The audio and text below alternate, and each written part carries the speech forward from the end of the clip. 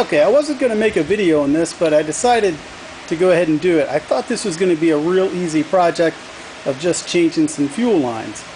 The first fuel line that goes here to the fuel rail from the tank, that was easy. The second one, I didn't really look at it to see where it went before I took it off, but it's not as simple. So I'm going to go ahead and make a video of this, so maybe it'll help you guys out as well. Okay, so what you have to do to get to this other fuel line, you'll have to take your air box out. What you do is disconnect this clamp. I did this one up here because this one didn't want to let go of the air box. So I disconnected that, took out the clamps on the side. There's 3 that hold the air box on. Then you can pull your air box out, and I'm just going to let it kind of get out of here, out of the way a little bit. Then you have 2 Allen bolts in here. This camera will focus. 2 Allen bolts that you have to take out. One right here, one right inside the air box. And I used a 6mm Torx to get that out, or 6mm Allen, I'm sorry, to get that out. And so then you can lift the air box out.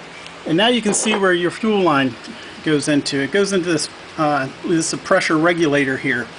And as you can see, I've had some friends living in this section, so I'm going to clean that out as well. But this one has one of the funky little BMW style clamps on it. I know they say those are one use only, and I'm probably going to just cut that clamp and get it off of there.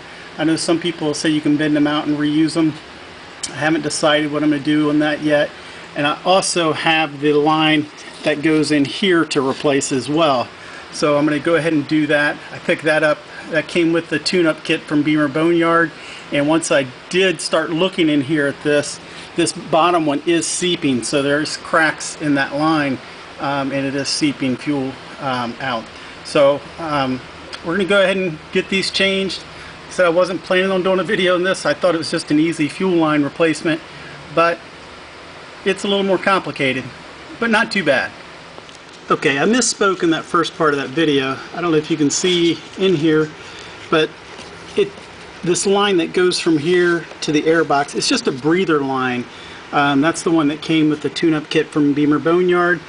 Here it is right here. I'm glad I have it because the one that was taken off ripped as soon as I took it off. So I'm going to go ahead and replace that while I'm in here too, along with these other fuel lines. So that way I know my tag should be coming for this bike in a day or two. And I know all the fuel lines replaced. Everything's done. And hopefully no big issues or any issues at all from this. So yeah, I'll pick back up the video when I can. It's kind of a tight area. I probably can't record while I'm doing this, so I'll kind of fill you in when I'm done. Alright, so got the new hoses in. They're all clamped. Everything seems to be tight. Cleaned out all the mouse house that was in here. And let's go around here. Got the new fuel line on the camera's not wanting to pick it up, it's kind of dark, but the fuel line up here to the fuel rail.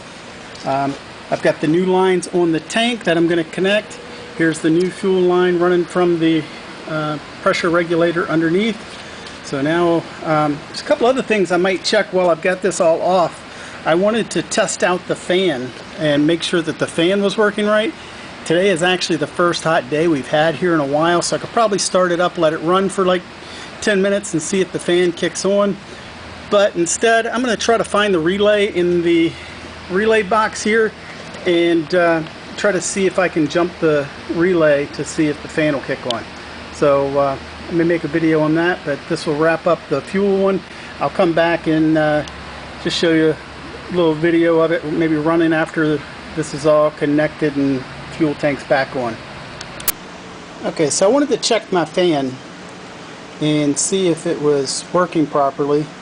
So what I did was I pulled the fan relay out of the relay box. It sits right in here, and you can jump A3 to 15 while the power's on the bike. Alright, so here you can jump it and your fan will kick on. So I know my fan is working properly. So that was one thing I was kind of worried about, was just that fan, if it was firing on like it was supposed to. Okay, I got all the new fuel lines on, and we're going to do a test start here. See, make sure we have no leakage of any of the lines, if I can reach it.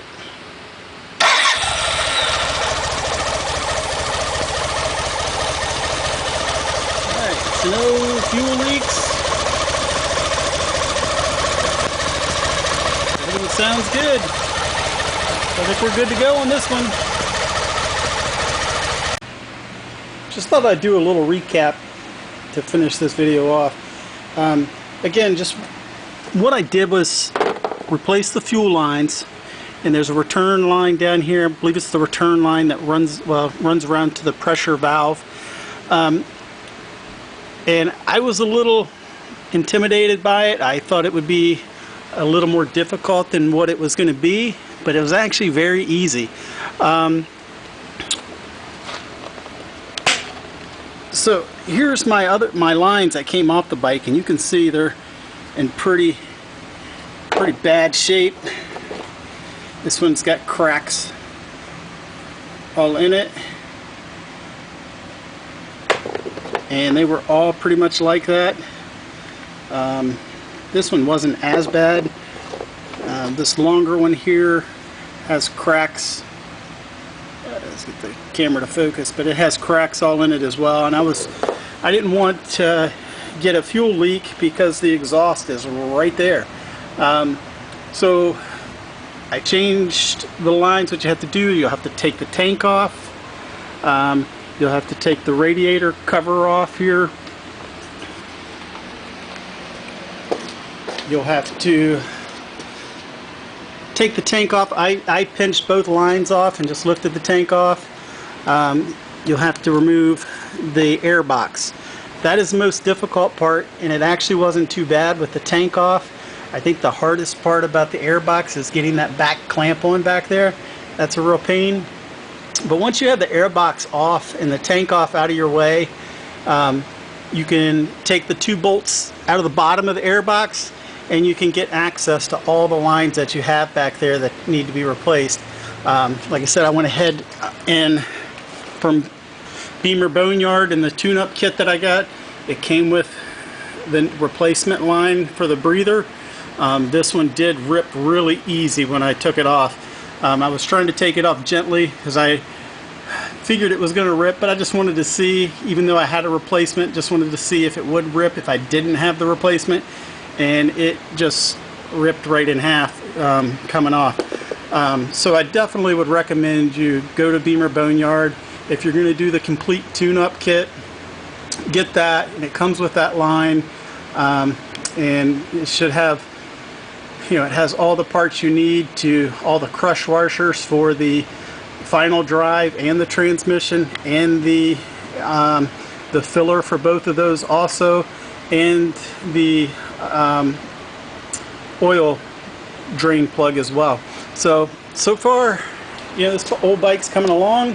I'm going to do a running total here soon of how much everything has cost that I, from the purchase of the bike to the tires to the tune-up kit, and I did have to buy.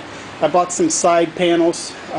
They were missing on this bike, and I think master cylinder, different things like that I have spent on this bike to get it roadworthy and safe to drive. I think I'm pretty much done with it. I'm waiting for the tags to come, so once the tags come in, maybe I'll try to do a video out riding it, and then keep you updated on it. Like I said, it's got 103,000 miles. Is what I believe it's on it. Let's see. Yeah, 854 miles. But it's in good shape. It's been really well maintained. Everybody says these bikes will run forever if you just take care of them. So we'll keep you posted and maybe do some updates every once in a while. There's some other things that I do need to do. I noticed the fork seals, they're not leaking, but I see the dust boots the dust covers have some cracks in it. So I'll probably do those pretty soon as well. So yeah, so thanks for watching. Please like, subscribe. And one other trick that I forgot to mention, when you're putting your air breather on, the top cover, when you're putting that pipe back on, there's a rubber pipe in there. Take some rubbing alcohol and rub on the rubber of the boot and on the metal part where it slides onto on the other side of the air breather. It's back here, I can't show it. And that rubbing alcohol is like a lubricant for it, and it just slides right on. So that was really easy. And like I said, I thought this was going to be a harder job than what it was.